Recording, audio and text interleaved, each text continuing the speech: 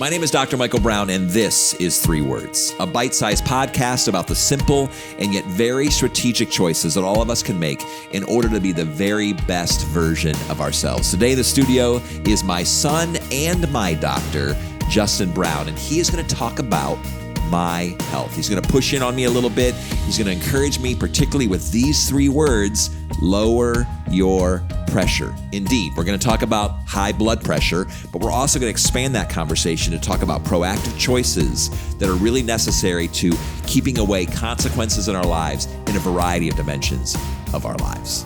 Listen in. Justin, it's great to have you in the studio today. I probably should refer to you today more than ever as Dr.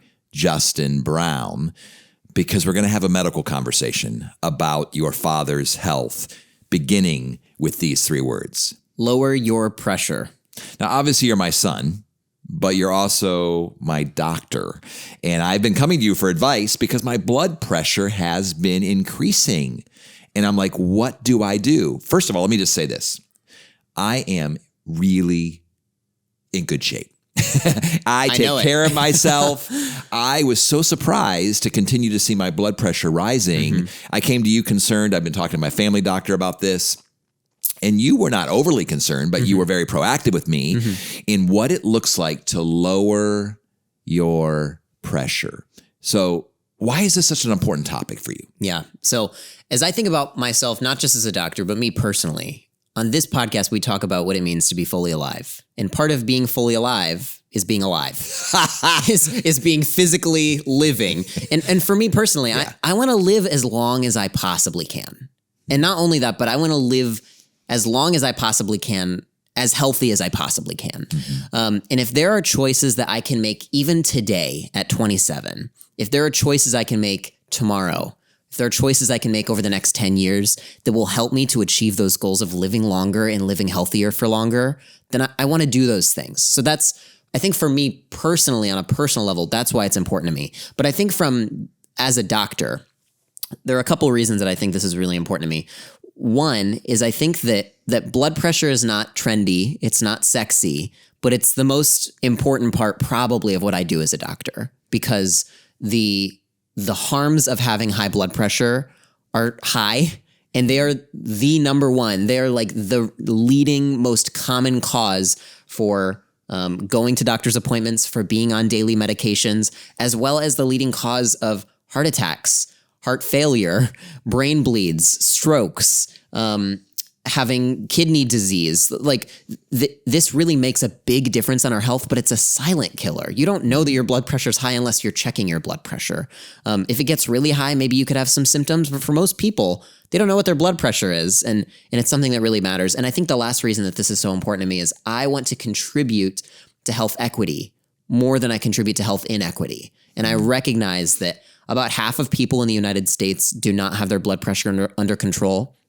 And it tends to disproportionately affect those living in rural communities, as well as affects people of color. And specifically Black people and my Black patients are more likely to have their blood pressure not as well controlled, not due to genetic factors or biologic factors so much as systemic racism and racial discrimination within the medical system. And I want to contribute with that knowledge to equity. I want for all of my patients to like me, live as long as they can, for as healthy as they can. At this point in the podcast, I want to hit pause and simply say to you, thanks for listening. Thanks for being a part of our 3 Words podcast family. I would encourage you to subscribe to our YouTube channel or to share this episode with a friend.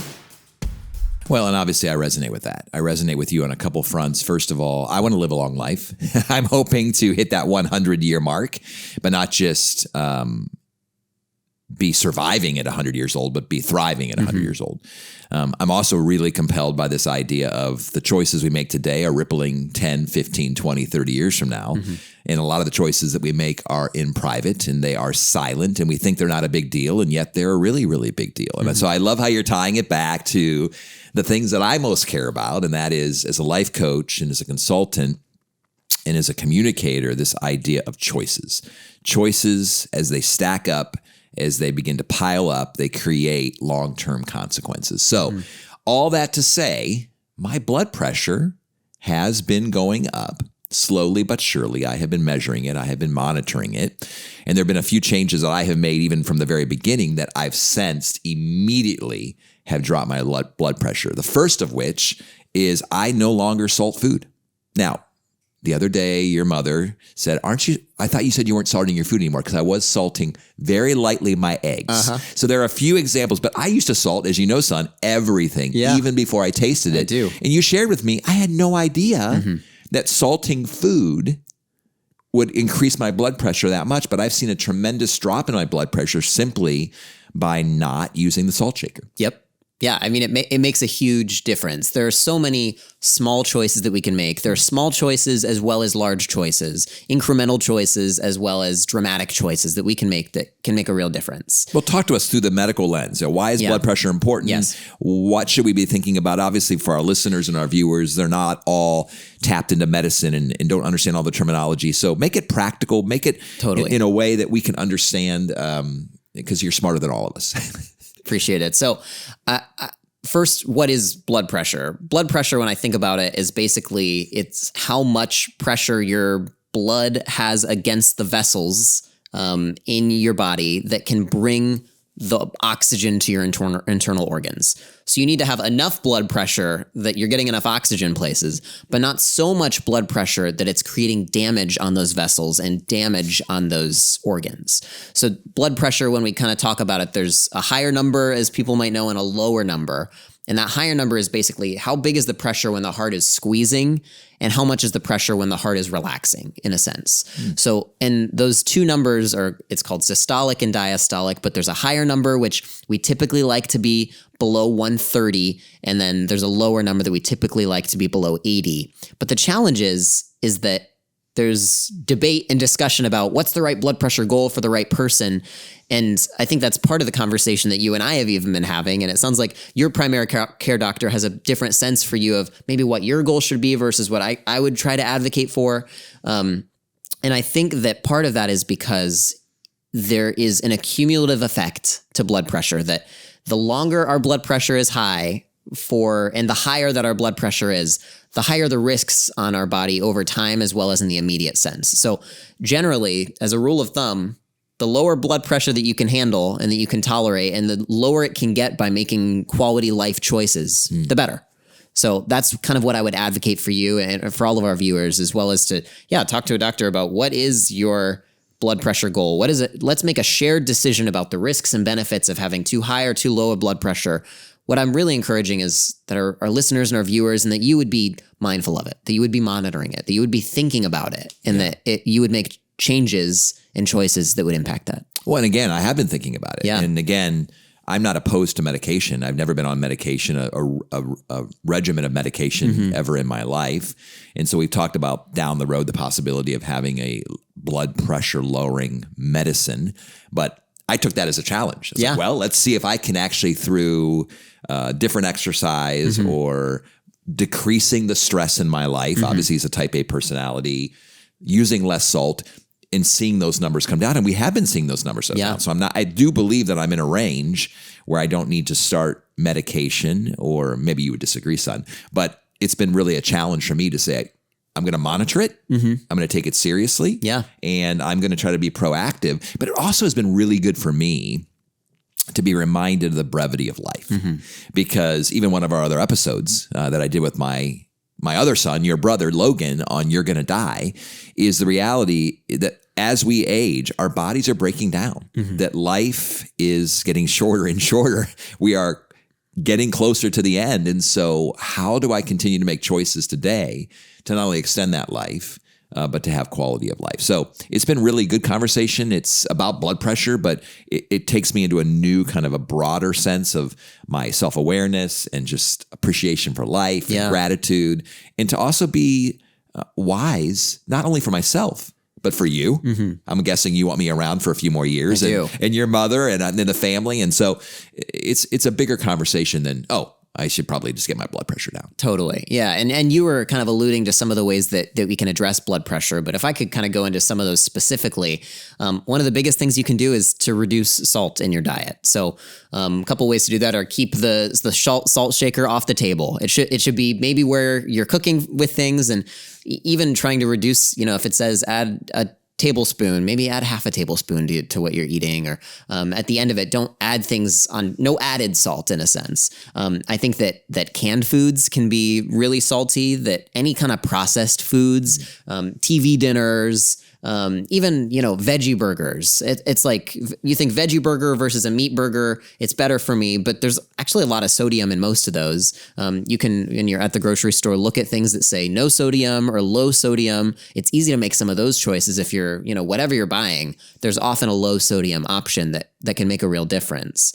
And even making that kind of the reducing the sodium in your diet kind of change can lower your blood pressure by about 5 points on average, which, I mean, if you're 10 points up, you're like, cool, I'm halfway there.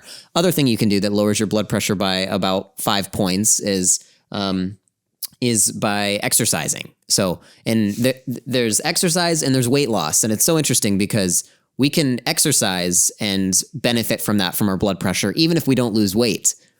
And also if we do lose weight, it adds an extra benefit. So by just engaging in a regular rhythm of exercise, that we can lower our blood pressure by another 5 points. And if you lose, what was it? It's for every 5 pounds that you lose, your blood pressure goes down by about 2 points. So I know you've shared with me, you're like, I'd like to get maybe 10 more pounds off or something. That would lower your blood pressure by 4 points. And if you're 10 pounds up, you could keep 5 points for everything that you do, in a sense. It's kind of my rule of thumb. It can make a big difference. So 5 points for sodium, 5 points for exercise. Now, I already exercise 7 days a week. There you go. Yep. I'm guessing when you say exercise, though, cardio probably brings blood pressure down more than anything. Is that true? Or, yes. Or strength training? Basically, yeah. So the recommendation as far as heart health would be doing cardio type exercise for an average of 150 minutes a week, which is 30 minutes a day for 5 days a week.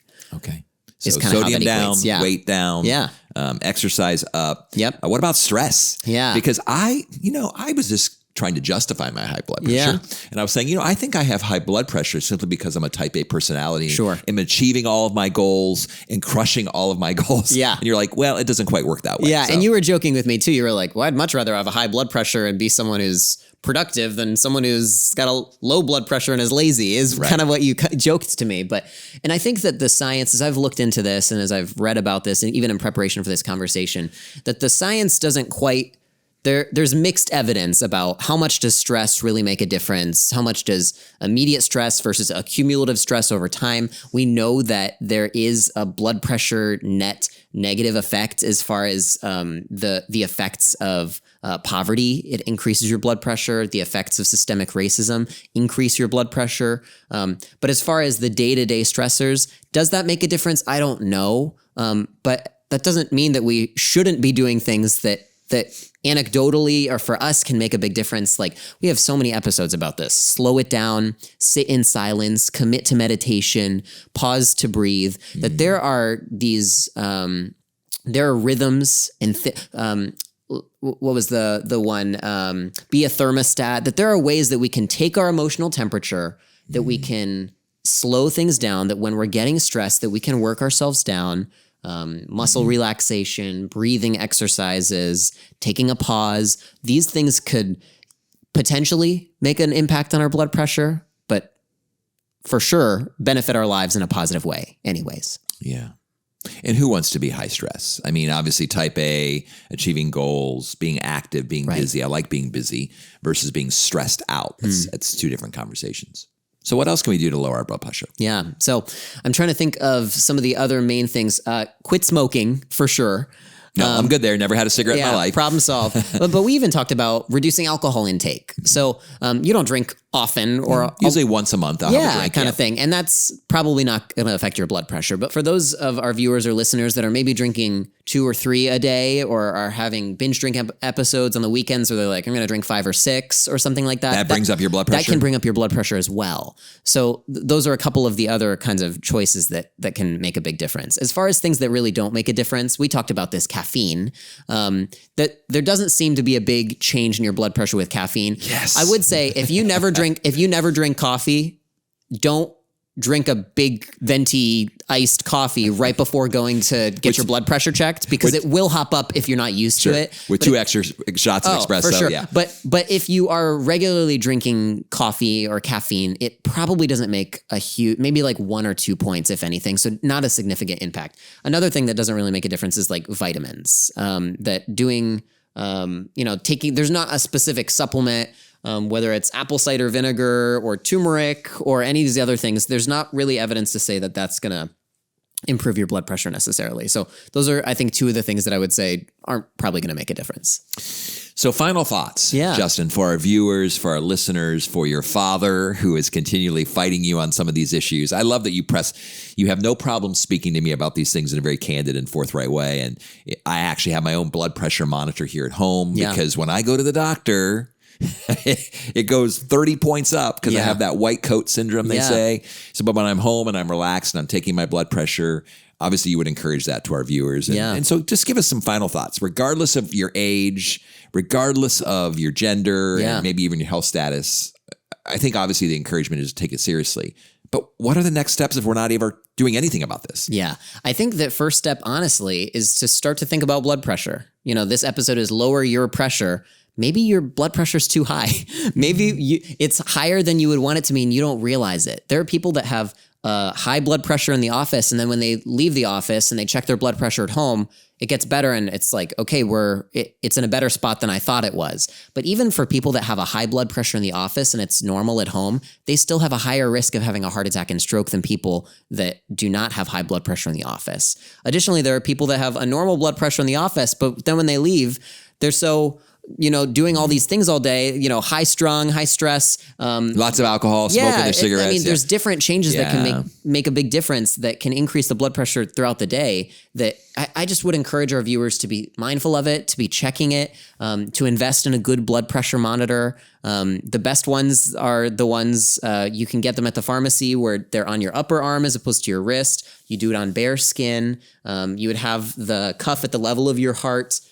Your legs would be on the ground, your feet uncrossed, your bladder empty. There's so many things that can kind of increase your blood pressure, and you want to get it as accurate as you can. And even what does it look like if you're curious, what is my average blood pressure? Take it 3 times every morning, take it 3 times every night, get an average of those readings over the course of a whole week, and see what is that average. Bring it into a doctor, schedule a doctor's appointment. How often are we going to the doctor for preventative reasons of wanting to be like, you know what, I don't have any aches or pains I want to talk about today. I don't have any symptoms, but I want to be proactive. I want to. Is there something under the surface, as we talked about with our episode, Get Your Colonoscopy? Is there something that is not even on my radar that could be lowering my life expectancy, that could be increasing my risk of developing a heart attack or a stroke with subsequent disability for the rest of my life? We even talk about medications. It's possible, Dad, that you might benefit at some point in your life from taking a medication. And that's okay to accept that reality. And maybe it's better to take one medication now than to put it off for 10 years and then have heart failure, where then they say, oh, well, now you have heart failure, so you should maybe think about having 5 or 6 medications to really control this thing that you let get out of control. That's my encouragement. Well, and I've taken your advice. I actually took and was monitoring my blood pressure, was writing down all the numbers, took it to my doctor, Dr. Drew, and we looked at it together and we studied it and we talked about it. And I even had an EKG done. I think that's what I had done, an EKG, and just to make sure everything seemed to be looking good. And again, it's all about being proactive. Yes. It's being proactive. It's being thoughtful, not only for yourself, but for those who love you and those who care about you. And I've said it many, many times, I'm sure on various episodes, but reality is our friend. We oftentimes like to avoid the uncomfortable, me included. We like to pretend that all is fine, even when there's not everything is fine, me included. And so we tend to be very reactive then. Now there's a crisis, whether it's a health crisis or a relationship crisis or an emotional mental health crisis. There probably were things along the way that we could have done proactively to have avoided this situation. So this is just one of the conversations we're having on 3 Words Podcast about doing proactive things to prevent catastrophic consequences down the road in this particular dimension of the physical dimension of our life. as well, we can do the same thing in a variety of dimensions of our life. So I'm sure we'll be on other episodes having other conversations, even outside the physical dimension, Justin, but it's always a pleasure having you in the studio, not only as my son, not only as my friend, but today as my doctor. Thanks for being here. Thanks for having me. For life coaching, consulting services, or to hire a keynote speaker, please visit dmbcoaching.com.